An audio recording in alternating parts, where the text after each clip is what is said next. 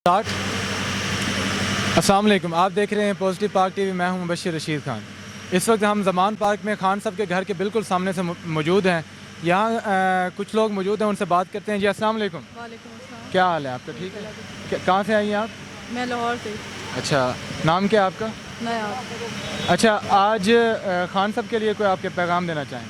खान साहब के लिए दुआएं हैं। पैगाम यही है कि वो अपने मकसद में कामयाब हों, बल्कि हम उनके साथ हैं। वो हमारे लिए लड़ रहे हैं तो हम अपने लिए दुआ कर रहे हैं बेसिकली। तो आजकल जैसे हालात चल रहे हैं, उनमें इलेक्शन ज़रूरी है या फिर मर्दमशुमारी ज़रूरी है? मर्दमशुमारी हो भी और उसमें एक बंदा भी कम है।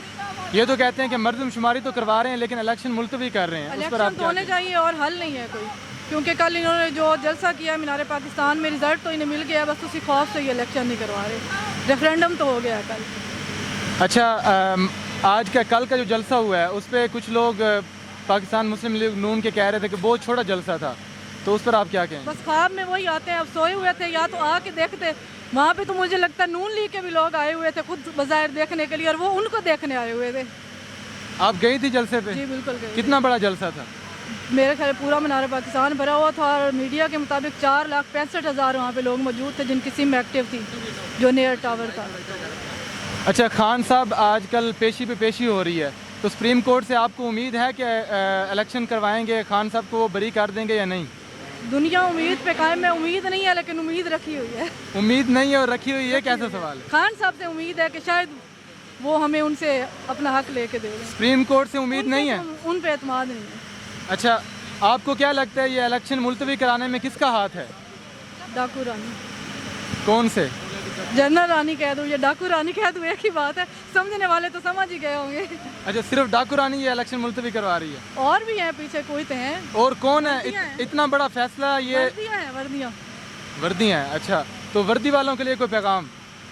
आप अपना काम करें, जिसका जो काम होता है उसी को साझे।